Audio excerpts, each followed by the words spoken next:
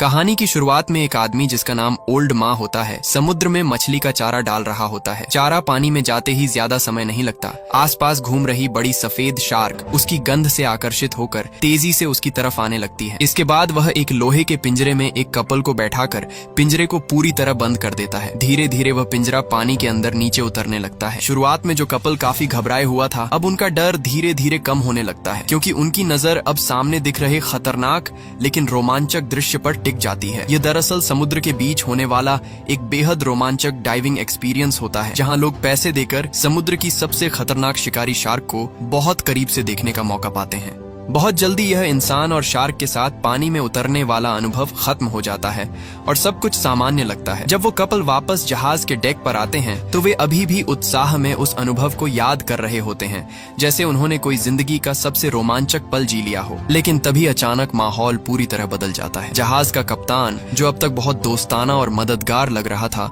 अचानक अपना असली रूप दिखाता है। वह बिना किसी चेतावनी के एक चाकू निकालता है और सीधे आदमी पर हमला कर देता है। आदमी को कुछ समझने का मौका तक नहीं मिलता। उसके शरीर से तेजी से खून बहने लगता है। वह दर्द से तड़पने लगता है। उसका शरीर अनियंत्रित होकर कांपने लगता है और इससे पहले कि वह कुछ कर पाए, कप्तान उसे जोर से धक्का देकर सीधे समुद्र में गिरा देता है। जैसे ही वह पानी में गिरता है, वहाँ मौजूद शार्क तुरंत उसकी तरफ टूट पड़ती है और वह कुछ ही पलों में उनका शिकार बन जाता है, मानो वो उनके लिए खाने के बाद मिलने वाला डेजर्ट हो। दरअसल इस कप्तान के क्रूर व्यवहार के पीछे एक बहुत ही डरावना अतीत छिपा हुआ है। जब वह छोटा था तब एक बार डाइविंग के दौरान उस पर शार्क ने हमला कर दिया था। उस घटना में वह बुरी तरह जख्मी हो गया था। हालांकि वह किसी तरह बच निकला, लेकिन उस दिन का डर और दर्द उसके दिमाग में हमेशा के लिए बैठ गया। यह अनुभव इतना भयानक था कि उसने उसकी सोच को पूरी तरह से बदल दिया। अब वह चाहता है कि जो लोग शार्क देखने के लिए आते हैं वे भी उसी डर, दर्द और बेबसी को महसूस करें जो उसने बचपन में झेली थी। इसी वजह से उसने एक पुरानी मछली पकड़ने वाली नाव खरीदी और उसे किनारे पर खड़ा कर दिया। वह लोगों को टूर के नाम पर बहलाता है, उन्हें समुद्र में ले जाता है और फिर मौका देखकर उन्हें अपना शिकार बना देता है। उसका पूरा सिस्टम ऐसा होता है कि जो लोग खुद सस्ते में रोमांच ढूंढते हुए उसके पास आते हैं, वही उसके जाल में फंस जाते हैं, जैसे खुद ही फंसने के लिए तैयार शिकार। लेकिन क्योंकि उसका काम पूरी तरह गैर कानूनी होता है, इसलिए ज्यादा लोग उसके पास नहीं आते। ज्यादातर वो लोग ही फंसते हैं जो पैसे बचाने के चक्कर में सस्ता विकल्प चुनते हैं। धीरे धीरे इतने कम शिकार उसके लिए काफी नहीं रहते। उसके अंदर का पागलपन और भी बढ़ने लगता है और अब वह अपने बनाए हुए नियमों को भी तोड़ने लगता है। उसी समय एक लड़की जिसका नाम आना है समुद्र किनारे सर्फिंग कर रही होती है। वह मस्ती में इतनी खो जाती है कि समय का ध्यान ही नहीं रहता और जब वह वापस किनारे आती है तब तक रात काफी गहरी हो चुकी होती है। तभी उसे पता चलता है कि उसकी कार की चाबी कहीं खो गई है। आसपास अब लगभग सब लोग जा चुके होते हैं और वहाँ सिर्फ एक ही गाड़ी खड़ी होती है जो अभी तक नहीं गई। आना उस गाड़ी के पास जाती है और उसके मालिक से मदद मांगती है, लेकिन उसे जरा भी अंदाजा नहीं होता कि वह गाड़ी उसी ओल्ड माँ की है। जैसे ही ओल्ड माँ आना को देखता है, उसकी नजर तुरंत उस पर टिक जाती है। आना की खूबसूरती और उसका बेफिक्र अंदाज उसे आकर्षित करता है, लेकिन उसके दिमाग में कुछ और ही चल रहा होता है। वह दिखावे के लिए वहाँ से चला जाता है, जैसे उसे कोई दिलचस्पी ही ना हो। उधर आना बिल्कुल बेफिक्र होकर अपने बॉयफ्रेंड को मैसेज करने में लगी होती है। उसे जरा भी अंदाजा नहीं होता कि अगले ही पल उसके साथ क्या होने वाला है और फिर अचानक बिना किसी चेतावनी के वह गायब हो जाती है, जैसे जमीन निगल गई हो। जब उसका बॉयफ्रेंड रेग उससे संपर्क नहीं कर पाता तो वह घबरा जाता है। वह उसकी लोकेशन के आधार पर उसे ढूंढने के लिए वहाँ पहुँचता है, लेकिन वहाँ आना का कोई निशान नहीं मिलता। वह बार बार उसे कॉल करता है, उम्मीद करता है कि शायद वह फोन उठाए, लेकिन तभी उसे एक अजीब चीज सुनाई देती है। फोन की घंटी एक कार के अंदर से आ रही होती है। उधर आना धीरे धीरे होश में आती है। जब वह अपनी आंखें खोलती है तो खुद को एक अंधेरे और बंद कमरे में पाती है। उसका शरीर एक लोहे के बिस्तर से हथकड़ी के जरिए बांधा हुआ होता है। वह घबराकर इधर उधर देखने लगती है, समझने की कोशिश करती है कि वह कहाँ है और उसके साथ क्या हुआ है। तभी उसकी नजर पास वाले बिस्तर पर जाती है, जहां एक और लड़की बंधी हुई होती है। ये लड़की वही पर्यटक लीसा होती है जो पहले ओल्ड माँ का शिकार बन चुकी है। लीसा उसे बताती है कि यहाँ से भागना नामुमकिन है। वह कहती है कि चाहे जितना भी चिल्लाओ, कोई भी उनकी आवाज नहीं सुन सकता, क्योंकि वे इस वक्त समुद्र के बीचों बीच हैं, जहाँ आसपास कोई नहीं है। लेकिन आना हार मानने वालों में से नहीं होती। वह लगातार कोशिश करती रहती है कि किसी तरह यहाँ से निकलने का रास्ता मिल जाए। दूसरी तरफ लीसा पूरी तरह टूट चुकी होती है। वह मान चुकी होती है कि अब बचने का कोई रास्ता नहीं है, क्योंकि उसे लगता है कि दुनिया में किसी को भी नहीं पता कि वह यहाँ फंसी हुई है। फिर भी आना के अंदर उम्मीद बाकी होती है, क्योंकि उसे पता है कि उसका बॉयफ्रेंड उसे ढूंढ रहा होगा। सच में उस समय रेग पुलिस के पास जा चुका होता है और रिपोर्ट करने की कोशिश करता है, लेकिन पुलिस यह कहकर केस दर्ज नहीं करती कि अभी सिर्फ एक रात ही हुई है और इतने कम समय में किसी को मिसिंग घोषित नहीं किया जा सकता। धीरे धीरे दिन बीत जाता है और रात फिर से आ जाती है। पूरे दिन की थकान के बावजूद आना हार नहीं मानती। वह खुद को संभालती है और लीसा से बात करती रहती है, उसे समझाने की कोशिश करती है कि अभी सब खत्म नहीं हुआ है। लगातार बात करने और हिम्मत देने से लीसा के अंदर का डर थोड़ा कम होने लगता है। तभी अचानक आना को एक चीज नोटिस होती है। वह देखती है कि लीसा का स्विम सूट कई दिनों से पहने होने के बावजूद अपनी शेप में बना हुआ है। इससे उसे शक होता है कि उसके अंदर कोई तार या फ्रेम लगा हुआ होगा। जैसे ही वह यह बात बताती है, लीसा तुरंत समझ जाती है और बिना समय गंवाए अपना स्विम सूट उतारकर आना की तरफ फेंक देती है। आना ध्यान से उसे चेक करती है और सच में उसे उसके अंदर से एक पतली धातु की तार मिल जाती है। अब उसे लगता है कि शायद इसी तार की मदद से वह हथकड़ी खोल सकती है। वह तुरंत उस तार को इस्तेमाल करते हुए ताला खोलने की कोशिश करने लगती है, लेकिन तभी अचानक बाहर से किसी के चलने की आवाज आने लगती है। दरवाजे के बाहर से आती कदमों की आवाज धीरे धीरे साफ होने लगती है और कुछ ही पलों में ओल्ड माँ खाने पीने की चीजें लेकर कमरे के अंदर दाखिल होता है। जैसे ही वह अंदर आता है, माहौल फिर से तनाव से भर जाता है। लीसा उसे देखकर सतर्क हो जाती है। वह उसके हाथ से कुछ भी लेने में हिचकिचाती है, क्योंकि उसे पता है कि इस आदमी पर भरोसा करना बेहद खतरनाक है। लेकिन काफी देर तक भूखे प्यासे रहने के बाद उसका शरीर जवाब देने लगता है और आखिरकार वह मजबूरी में पानी का गिलास पकड़ लेती है। उधर ओल्ड माँ की नजर बहुत तेज होती है। जैसे ही वह बिस्तर पर पड़े कंबल को हल्का सा खिसकता हुआ देखता है, उसे शक होता है कि शायद लीसा ने कपड़े नहीं पहने हुए हैं। वह इस बात को लेकर सवाल करने ही वाला होता है, तभी आना जानबूझकर उसे गुस्से में भला बुरा कहना शुरू कर देती है ताकि उसका ध्यान भटक जाए। उसकी ये चाल काम कर जाती है और ओल्ड माँ का फोकस लीसा से हटकर आना पर चला जाता है। आना बिना देर किए खाना अपने हाथ में ले लेती है। उसे अच्छे से समझ में आ चुका होता है कि अगर उसे यहाँ से जिंदा निकलना है तो उसे अपनी ताकत बनाए रखनी होगी, इसलिए वह मजबूरी में ही सही लेकिन खाना खा लेती है। ओल्ड माँ कुछ देर तक उन्हें देखता रहता है और फिर वहाँ से चला जाता है। जैसे ही वह जाता है, आना तुरंत फिर से उस तार को निकालती है और हथकड़ी खोलने की कोशिश करने लगती है, लेकिन ज्यादा समय नहीं बीतता कि उसे चक्कर आने लगते हैं। उसकी नजर धुंधली होने लगती है और शरीर कमजोर पड़ने लगता है। उधर लीसा भी अचानक बिस्तर पर ढीली पड़ जाती है, जैसे उसकी सारी ताकत खत्म हो गई हो। कुछ ही पलों में आना के हाथ से वह तार भी छूट जाती है। अब उसे समझ आता है कि जो पानी उन्होंने पिया था उसमें कुछ मिलाया गया था, कोई नशीली दवा। लेकिन तब तक बहुत देर हो चुकी होती है। उसकी आंखें भारी होने लगती हैं और वह बेहोशी में चली जाती है। काफी देर से इंतजार कर रहा ओल्ड माँ धीरे धीरे मुस्कुराते हुए वापस कमरे में आता है। उसे पहले से ही अंदाजा था कि दोनों कुछ करने की कोशिश कर रही हैं। उनकी हर हरकत पर उसकी नजर थी। जब आना दोबारा होश में आती है तो वह खुद को उसी तरह बंधा हुआ पाती है, लेकिन इस बार जगह बदल चुकी होती है। अब वह जहाज के डेक पर होती है। उसके पास ही लीसा जमीन पर बेहोश पड़ी होती है। ओल्ड माँ आगे बढ़ता है और लीसा के बालों का एक छोटा सा गुच्छा काट लेता है। फिर वह उसे हल्के से थपथपाकर होश में लाता है। इसके बाद वह पास जाकर एक मशीन का बटन दबाता है। जैसे ही मशीन चालू होती है, आना की नजर सामने जाती है और वह देखती है कि लीसा को एक लोहे के पिंजरे जैसी संरचना में बांधकर एक हाइड्रोलिक आर्म से लटका दिया गया है। ओल्ड माँ धीरे धीरे उस लीवर को आगे बढ़ाता है और लीसा का शरीर हवा में लटकते हुए धीरे धीरे डेक से दूर जाने लगता है। असल में ओल्ड माँ पहले ही समुद्र में चारा डाल चुका होता है और नीचे पानी में कई शार्क इकट्ठा हो चुकी होती हैं। जैसे ही दोनों को यह समझ आता है कि क्या होने वाला है, वे डर के मारे जोर जोर से चिल्लाने लगती हैं। लेकिन ओल्ड माँ ने सब कुछ सोच समझ कर किया होता है। वह जानबूझकर रात के समय ही यह सब करता है ताकि कोई उसे देख न सके। इस वक्त समुद्र के बीचों बीच उनके अलावा कोई नहीं होता। लीसा पूरी ताकत से छूटने की कोशिश करती है, लेकिन वह बेबस होती है। हाइड्रोलिक आर्म धीरे धीरे उसे नीचे ले जाता है, लेकिन ओल्ड माँ उसे पूरी तरह पानी में नहीं डुबोता। वह सिर्फ उसके शरीर का आधा हिस्सा पानी में जाने देता है, क्योंकि उसके लिए यह सिर्फ हत्या नहीं है, ये एक रिकॉर्डिंग है। वह इस पूरी घटना को कैमरे में कैद कर रहा होता है। कुछ ही सेकंड में शार्क लीसा पर हमला कर देती हैं। वे उसे चारों तरफ से घेर लेती हैं और उसके शरीर को नोचने लगती हैं। खून तेजी से पानी में फैलने लगता है और आसपास का समुद्र लाल हो जाता है। ओल्ड माँ ध्यान से हर पल को रिकॉर्ड करता है। लीसा का डर, उसकी चीखें, उसकी आखिरी सांसें, सब कुछ उसके लिए यह एक तरह का कलेक्शन होता है। इसके बाद वह आना की तरफ मुड़कर उसे बताता है कि उसका नंबर अगली रात आएगा। वह जानबूझकर उसे पहले से बता देता है ताकि वह पूरे समय डर और इंतजार में तड़पती रहे।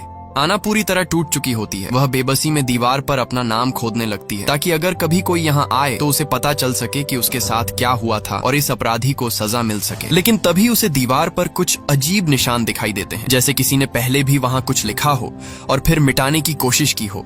आना तुरंत चादर से उस हिस्से को जोर जोर से साफ करने लगती है। कुछ ही देर में एक नाम साफ नजर आने लगता है। ये किसी और शिकार का नाम होता है जिसने भी यही उम्मीद में अपना नाम छोड़ा था कि कोई उसे ढूंढ पाएगा। जब वह ध्यान से पूरी दीवार को देखती है तो उसे कई ऐसे ही मिटाए गए निशान दिखाई देते हैं। इसका मतलब साफ होता है ओल्ड माँ ने इससे पहले भी कई लोगों को यहाँ लाकर मारा है। उधर ओल्ड माँ अपने काम में लगा होता है। वह लीसा के बालों को एक कवर में रखता है, फिर उस वीडियो टेप को जिसमें उसका नाम लिखा होता है उसी के साथ रख देता है। वह ऐसा इसलिए करता है ताकि बाद में जब वह इन रिकॉर्डिंग्स को देखे तो आसानी से पहचान सके कि कौन सा शिकार कौन था, क्योंकि अब उसके पास ऐसे शिकारों का काफी बड़ा कलेक्शन हो चुका होता है। सुबह होते ही समुद्र फिर से शांत हो जाता है। ऐसा लगता है जैसे पिछली रात कुछ हुआ ही नहीं, बस पानी पर तैरता हुआ एक टूटा हुआ रस्सा ही उस खौफनाक घटना की गवाही देता है। थोड़ी देर बाद ओल्ड माँ फिर से आना के पास खाना लेकर आता है, लेकिन इस बार आना साफ मना कर देती है। वह उसे गालियां देती है और कहती है कि वह सिर्फ एक पागल नहीं बल्कि एक कायर भी है जो सिर्फ कमजोर और बेबस औरतों पर हमला करता है। वह यह भी कहती है कि शायद उसके साथ पहले कुछ बुरा हुआ होगा इसलिए वह ऐसा बन गया है, लेकिन ओल्ड माँ पर इन बातों का कोई असर नहीं पड़ता। वह ऐसे तानों का आदी हो चुका होता है। वह बस शांत होकर कहता है कि अगर उसे टॉयलेट जाना हो तो बिस्तर के पास रखी बाल्टी का इस्तेमाल कर सकती है। लेकिन यही बात अचानक आना के दिमाग में एक आइडिया दे देती है। ओल्ड माँ के जाने के बाद आना तुरंत उस बाल्टी की तरफ ध्यान देती है जो बिस्तर के पास रखी होती है। पहले वह उसे सामान्य नजर से देखती है, लेकिन फिर उसके दिमाग में एक आइडिया आता है। वह धीरे धीरे उसे उठाकर ध्यान से जांचने लगती है। कुछ ही पलों में वह बाल्टी के हैंडल को खोल लेती है और उसे जोर लगाकर तोड़ देती है। अब उसके हाथ में एक नुकीला अस्थायी हथियार होता है जिसे वह जरूरत पड़ने पर इस्तेमाल कर सकती है। दूसरी तरफ ओल्ड माँ आराम से बैठकर खाना खा रहा होता है और साथ ही पिछली रात की रिकॉर्डिंग देख रहा होता है। वह उस दर्दनाक वीडियो को ऐसे देख रहा होता है जैसे कोई अपनी पसंदीदा फिल्म देखता है, लेकिन उसके चेहरे के भावों को गौर से देखने पर साफ समझ आता है कि अंदर से वह उतना शांत नहीं है जितना दिख रहा है। उसके अंदर कुछ और ही चल रहा होता है। धीरे धीरे समय बीतता है और फिर रात हो जाती है। ओल्ड माँ अब और इंतजार नहीं कर पाता। वह उत्साह में आकर फिर से अपनी तैयारी शुरू कर देता है। वह दवा तैयार करता है और सोचता है कि आज वह आना को भी उसी तरह खत्म करेगा जैसे उसने बाकी लोगों के साथ किया था। उसके मन में एक अजीब सा रोमांच और पागलपन साफ दिखाई देता है, लेकिन उसे यह बिल्कुल अंदाजा नहीं होता कि इस बार हालात उसके मुताबिक नहीं रहने वाले। जैसे ही वह कमरे का दरवाजा खोलकर अंदर आता है वह धीरे धीरे आना के पास जाने लगता है, शायद उसे फिर से बेहोश करने के इरादे से। लेकिन जैसे ही वह करीब आता है अचानक आना उस पर हमला कर देती है। वह पूरी ताकत के साथ उस पर टूट पड़ती है। ओल्ड माँ को संभलने का मौका तक नहीं मिलता और उसका सिर जोर से पास के लोहे के ढांचे से टकराता है। वह वहीं गिरकर बेहोश हो जाता है।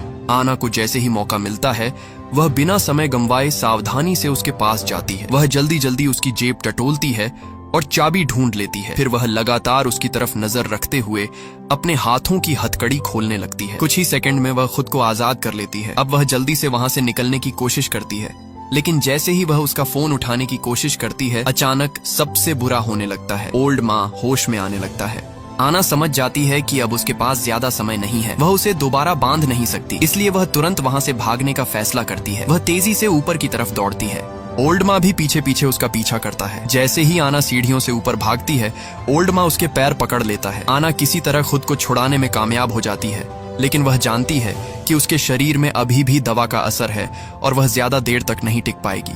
वह तेजी से भागते हुए जहाज के कंट्रोल रूम में पहुंचती है। वहां पहुंचकर वह रेडियो से मदद मांगने की कोशिश करती है, लेकिन उसे चलाना नहीं आता और रेडियो से सिर्फ अजीब सी खरखराहट की आवाज आती है। इसी दौरान दवा का असर और बढ़ने लगता है। उसका शरीर कमजोर होने लगता है, लेकिन तभी उसकी नजर दूर समुद्र में एक दूसरी नाव पर पड़ती है। उसे उम्मीद की एक किरण दिखाई देती है। वह खुद को संभालते हुए डेक तक पहुंचती है और पूरी ताकत से मदद के लिए चिल्लाने लगती है, लेकिन दूरी इतनी ज्यादा होती है कि उसकी आवाज वहां तक नहीं पहुंच पाती। उल्टा उसकी आवाज ओल्ड माँ का ध्यान अपनी तरफ खींच लेती है। अब उसके पास बचने का कोई रास्ता नहीं होता। धीरे धीरे पीछे हटते हुए आना जहाज के किनारे तक पहुंच जाती है। वह आसपास देखती है और तुरंत पास रखा महंगा कैमरा उठा लेती है ताकि जरूरत पड़ने पर खुद की रक्षा कर सके। लेकिन तभी उसे समझ आता है कि ओल्ड माँ इस कैमरे को बहुत महत्व देता है। ये उसके लिए सिर्फ एक चीज नहीं बल्कि उसका कलेक्शन है। आना बिना देर किए कैमरे को सीधे समुद्र में फेंक देती है। इसके बाद वह खुद भी बिना सोचे समझे समुद्र में कूद जाती है। उसके दिमाग में एक ही बात चल रही होती है, अगर मरना ही है तो शार्क के हाथों मरने से अच्छा है कि वह खुद डूब जाए। वह पानी में गिरते ही कुछ देर तक तैरने की कोशिश करती है, लेकिन उसका शरीर जवाब दे रहा होता है। वह ज्यादा देर तक खुद को संभाल नहीं पाती और धीरे धीरे समुद्र की गहराई में डूबने लगती है। अगले ही पल कहानी तीसरे दिन पर पहुंच जाती है। ओल्ड माँ अपनी नाव लेकर वापस किनारे की तरफ लौट रहा होता है, लेकिन इस बार एक अजीब बात होती है। वह अपने शिकार को मारकर समुद्र में छोड़ने के बजाय आना को जिंदा ही अपने साथ वापस ले आया होता है। असल में अब उसकी मानसिक हालत इतनी बिगड़ चुकी होती है कि अगर वह अपने शिकार की रिकॉर्डिंग नहीं करता तो उसे किसी तरह का संतोष ही नहीं मिलता। उसके लिए अब हत्या भी तभी पूरी लगती है जब वह उसे रिकॉर्ड कर सके। इसी वजह से वह आना को जिंदा रखता है ताकि बाद में उसे फिर से इस्तेमाल कर सके। उधर आना को भी अब उसकी इस आदत का अंदाजा हो चुका होता है। वह समझ जाती है कि यही उसकी एकमात्र उम्मीद हो सकती है। अगर वह सही समय का इंतजार करे तो शायद वह मदद के लिए संकेत भेज सके। जब नाव किनारे के पास पहुंचती है तब आना पूरी तरह से बंधी हुई होती है, लेकिन वह लगातार लोहे की सलाखों पर जोर जोर से मारकर आवाज करने लगती है ताकि कोई उसे सुन सके। लेकिन दुर्भाग्य से वहाँ पास में सिर्फ एक बूढ़ा आदमी रहता है जो पास की एक और नाव पर होता है। उसे आना की आवाज साफ साफ सुनाई नहीं देती। इसी दौरान वह बूढ़ा आदमी ओल्ड माँ को आवाज लगाता है। असल में कभी कभी कुछ पर्यटक भी उसके पास आते रहते हैं, इसलिए वह उससे बात करने की कोशिश करता है। लेकिन इस बार ओल्ड माँ का पूरा ध्यान आना पर होता है। उसे डर होता है कि अगर उसने ध्यान भटकाया तो उसका शिकार कहीं हाथ से निकल न जाए, इसलिए वह उस बूढ़े आदमी को नजरअंदाज करके सीधे वहाँ से चला जाता है। उधर आखिरकार पुलिस भी केस दर्ज कर लेती है, लेकिन उनका मानना होता है कि आना सर्फिंग के दौरान समुद्र में बह गई होगी। वे आसपास के समुद्री इलाके में खोजबीन करते रहते हैं, लेकिन उन्हें कोई सुराग नहीं मिलता। लेकिन आना का बॉयफ्रेंड रेग इस बात को मानने के लिए तैयार नहीं होता। उसे लगता है कि कुछ गड़बड़ है। वह खुद जांच करने का फैसला करता है। वह उस दिन की निगरानी कैमरों की फुटेज निकलवाता है और ध्यान से देखने लगता है। काफी देर तक देखने के बाद उसे एक अहम चीज दिखाई देती है। उस रात आखिरी में जो गाड़ी वहां से गई थी वही शायद इस मामले से जुड़ी हो सकती है। हालांकि वीडियो थोड़ा धुंधला होता है, लेकिन वह गाड़ी पर लगे विज्ञापन के निशान को पहचान लेता है। उसी के आधार पर वह उस मछली पकड़ने वाली नाव तक पहुंच जाता है जो अभी अभी वापस बंदरगाह पर आई होती है। रेग उस नाव के पास जाता है और दरवाजा खटखटाता है, लेकिन कोई जवाब नहीं मिलता। दरवाजा बंद होता है, इसलिए वह अंदर नहीं जा पाता। जब वह निराश होकर वापस जाने लगता है तभी उसे नीचे की तरफ से हल्की सी आवाज सुनाई देती है, जैसे कोई अंदर से मदद के लिए पुकार रहा हो। वह तुरंत समझ जाता है कि कुछ गड़बड़ है। बिना देर किए वह खिड़की तोड़कर अंदर घुस जाता है। अंदर जाकर वह आवाज का पीछा करता है और जल्दी ही जहाज के नीचे बने उस गुप्त कमरे तक पहुंच जाता है और आखिरकार वह अपनी कई दिनों से लापता गर्लफ्रेंड आना को ढूंढ लेता है। लेकिन उसे यह बिल्कुल पता नहीं होता कि उसी समय ओल्ड माँ वापस लौट चुका है। आना तुरंत उसे समझाती है कि उसके हाथ अभी भी बंधे हुए हैं और उन्हें खोलने में समय लगेगा, इसलिए वह उसे कहती है कि वह तुरंत बाहर जाकर पुलिस को बुलाए। रेग भी समझ जाता है कि समय बहुत कम है। वह बिना बहस किए तुरंत फोन निकालता है और पुलिस को कॉल करते हुए वहां से बाहर निकलने लगता है। लेकिन तभी अचानक उस पर पीछे से हमला हो जाता है। ओल्ड माँ उसे जोर जोर से पीटने लगता है। उसका फोन हाथ से गिर जाता है। रेग किसी तरह जमीन से फोन उठाने की कोशिश करता है, लेकिन तभी ओल्ड माँ उसके पीछे चाकू से वार कर देता है। इसके बाद वह उसे लात मारता है और उसके हाथ से फोन छीनकर कॉल काट देता है। अब वह उसे खत्म करने ही वाला होता है, लेकिन तभी रेग अचानक हिम्मत जुटाकर पलटवार करता है। वह ओल्ड माँ को नीचे गिरा देता है और उसके ऊपर चढ़कर उसे दबा लेता है। वह पूरी ताकत से उसे पकड़े रखता है, चाहे ओल्ड माँ उसे कितना भी खरोंचने या मारने की कोशिश करे। धीरे धीरे ओल्ड माँ की सांसें फूलने लगती हैं, लेकिन तभी अचानक बाहर से आवाज आती है। वही बूढ़ा आदमी शोर सुनकर वहां पहुंच जाता है। बूढ़ा आदमी जब वहां पहुंचता है तो सामने का दृश्य देखकर वह पूरी तरह से चौंक जाता है। वह पहले तो यही समझता है कि रेग ही कोई हमलावर है, क्योंकि ऊपर से देखने पर वही ओल्ड माँ को दबाए हुए होता है। लेकिन तभी उसे नीचे से आती आना की मदद की आवाज सुनाई देती है। अब उसे महसूस होता है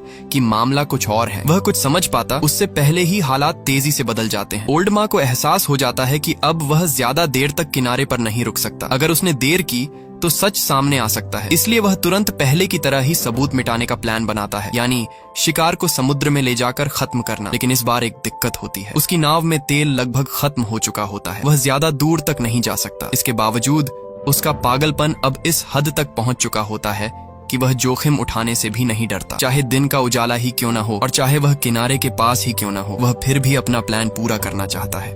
अब रेग को भी उसी खौफनाक अंजाम की तरफ ले जाया जा रहा होता है जिसका शिकार बाकी लोग हो चुके हैं। ओल्ड माँ फिर से कैमरा तैयार कर चुका होता है ताकि इस बार भी वह इस पल को रिकॉर्ड कर सके। लेकिन इस बार किस्मत थोड़ी अलग होती है। शार्क आसपास जरूर घूम रही होती है, लेकिन वे तुरंत हमला नहीं करती। वे कुछ देर तक चक्कर लगाती रहती हैं, फिर चारा खत्म होने के बाद धीरे धीरे वहां से हट जाती हैं। ओल्ड माँ मजबूर होकर रेग को वापस ऊपर खींचता है, लेकिन इससे पहले कि आना राहत की सांस ले पाए, ओल्ड माँ अचानक रेग के पेट के पास कई बार चाकू घोंप देता है। रेग दर्द से तड़प उठता है। फिर ओल्ड माँ उसे दोबारा समुद्र में गिरा देता है। रेग अपने घाव को हाथ से दबाकर खून रोकने की कोशिश करता है, लेकिन खून बहुत तेजी से बह रहा होता है। पानी में खून फैलते ही शार्क फिर से आकर्षित होकर वापस आने लगती है। अब स्थिति फिर से बेहद खतरनाक हो जाती है। आना और रेग दोनों को लगता है कि अब बचना मुश्किल है, लेकिन तभी अचानक हाइड्रोलिक मशीन रुक जाती है। यह किसी दया की वजह से नहीं होता, बल्कि इसलिए क्योंकि उसी समय दूर से एक टूरिस्ट हेलीकॉप्टर उनकी तरफ आता हुआ दिखाई देता है।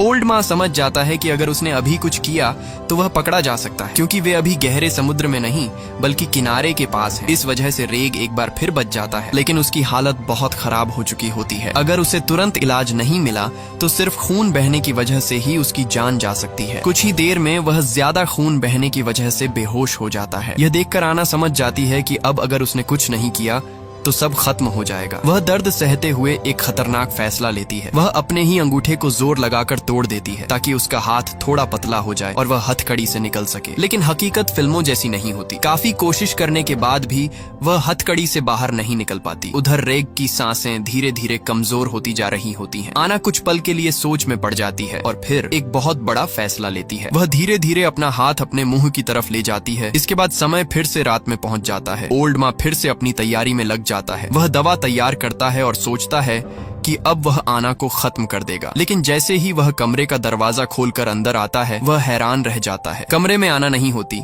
बिस्तर पर सिर्फ खून से सना हुआ एक कटा हुआ हाथ पड़ा होता है। ओल्ड माँ कुछ समझ पाता उससे पहले ही दरवाजे के पीछे छिपी आना तेजी से बाहर निकलती है और दरवाजा बाहर से बंद कर देती है। ओल्ड माँ तुरंत हरकत में आता है। वह जल्दी से एक स्क्रू ड्राइवर उठाता है और वेंटिलेशन का ढक्कन खोलकर बाहर निकल जाता है। इसके बाद वह तुरंत जहाज की बिजली बंद कर देता है। उधर आना जहाज को चलाने की कोशिश कर रही होती है, लेकिन अचानक बिजली जाने से उसे समझ आता है कि ओल्ड माँ बाहर आ चुका है। वह तुरंत टूल बॉक्स खोलती है और उसमें से एक सिग्नल फ्लेयर निकाल लेती है। तभी ओल्ड माँ चुपचाप उसके पीछे आ जाता है, लेकिन इस बार आना सतर्क होती है। जैसे ही वह उसे देखती है, वह बिना देर किए फ्लेयर गन चला देती है। फ्लेयर सीधे ओल्ड माँ को लगती है और वह जमीन पर गिर जाता है। आना तुरंत मौका देखकर समुद्र में कूद जाती है और किनारे की तरफ तैरने लगती है। क्योंकि वे किनारे के काफी पास होते हैं, पानी ज्यादा गहरा नहीं होता। उसके शरीर से निकल रहा खून भी इस बार शार्क को आकर्षित नहीं करता। वह किसी तरह तैरकर किनारे के पास पहुंच जाती है, लेकिन तभी एक और मुसीबत सामने आ जाती है। जैसे ही आना किसी तरह तैरकर किनारे के पास पहुंचती है, तभी एक यॉट उससे भी पहले किनारे पर आकर रुक जाती है। इससे पहले कि आना कुछ समझ पाए या मदद के लिए पुकार सके, ओल्ड माँ वहां पहले ही पहुंच चुका होता है। वह तेजी से उसकी तरफ बढ़ता है और उसे पकड़कर जमीन पर गिरा देता है। आना को मदद मांगने का मौका तक नहीं मिलता और वह एक बार फिर उसके कब्जे में आ जाती है। आसपास का इलाका रोशनी से भरा होता है, लेकिन गहरी रात की वजह से वहां कोई इंसान मौजूद नहीं होता। इतनी नजदीक आकर भी वह फिर से भागने का मौका खो देती है। कुछ ही देर बाद रेग को भी वहां लाया जाता है। अब ओल्ड माँ तय कर चुका होता है कि वह पहले आना को खत्म करेगा, क्योंकि वही बार बार उसके लिए मुसीबत बन रही थी। जल्दी ही खून की गंध से आकर्षित होकर एक बहुत बड़ी सफेद शार्क वहां आ जाती है। ओल्ड माँ के लिए यह अब तक देखी गई सबसे बड़ी शार्क होती है और उसे देखकर वह और भी ज्यादा उत्साहित हो जाता है। वह तुरंत मशीन चालू करता है और आना को नीचे समुद्र की तरफ उतारने लगता है। आना के पास अब कुछ भी करने का विकल्प नहीं होता। वह अपने कटे हुए हाथ के बावजूद खुद को संभालने की कोशिश करती है और डर के साथ नीचे देखती है। शार्क उसके आसपास घूमती रहती है, लेकिन तुरंत हमला नहीं करती, बिल्कुल वैसे ही जैसे पहले हुआ था। ओल्ड माँ यह देखकर परेशान हो जाता है। वह इस बार भी वही नतीजा नहीं चाहता, इसीलिए वह गुस्से में आकर एक भाला हारपून उठाता है और खुद ही दखल देने की कोशिश करता है। लेकिन जैसे ही वह भाला चलाता है, शार्क और ज्यादा उग्र हो जाती है और भाला उसके हाथ से छूट जाता है। आना तुरंत मौका पहचान लेती है। वह तेजी से उस भाले को उठा लेती है और उसके हुक को ऊपर लगे लोहे के रिंग में फंसा देती है। फिर वह पूरी ताकत लगाकर उस पर चढ़ने लगती है और किसी तरह वापस ऊपर डेक तक पहुंच जाती है। आखिरकार वह उस खतरनाक समुद्र से बाहर निकल आती है, लेकिन उसे पता होता है कि वह ज्यादा देर तक जिंदा नहीं रह पाएगी अगर कुछ बड़ा कदम नहीं उठाया। वह बिना देर किए अपने शरीर से बंधी पट्टियां खोलती है और फिर से पानी में कूद जाती है। इस बार वह अपने घाव को कसकर दबाए रखती है ताकि ज्यादा खून न निकले। शार्क फिर से उसकी तरफ आकर्षित होती है, लेकिन इस बार वह उस पर हमला नहीं करती। शायद वह पहले ही खा चुकी होती है। यहीं पर एक सच्चाई सामने आती है। शार्क सिर्फ अपने स्वभाव के अनुसार काम करती है, वह कोई बुरी या क्रूर चीज नहीं है। असली खतरा तो इंसान होता है जो जानबूझकर दूसरों को नुकसान पहुंचाता है। आना इस मौके का फायदा उठाती है और दूसरी तरफ से जहाज पर चढ़ जाती है। वह चुपचाप एक फिशिंग बॉक्स उठाती है। उधर रेग अभी भी जहाज के किनारे पड़ा होता है। उसकी हालत बेहद खराब होती है। समुद्र अचानक बहुत शांत लगने लगता है और आना को कुछ अजीब महसूस होता है, लेकिन इससे पहले कि वह कुछ सोच पाए, वह तुरंत फैसला लेती है और फिशिंग गन से ओल्ड माँ पर हमला कर देती है। ओल्ड माँ घायल हो जाता है और घबराकर ऊपर चढ़ने की कोशिश करता है, लेकिन तभी अचानक एक बड़ी सफेद शार्क पानी से उछलकर उसे अपने मुंह में दबोच लेती है। कुछ ही पलों में वह उसी मौत का शिकार बन जाता है जो वह दूसरों को देता आया था, और जो कैमरा हमेशा उसके शिकारों की मौत रिकॉर्ड करता था, वह इस बार उसके अपने आखिरी पल को रिकॉर्ड कर रहा होता है। यहीं पर इस पूरी कहानी का अंत हो जाता है।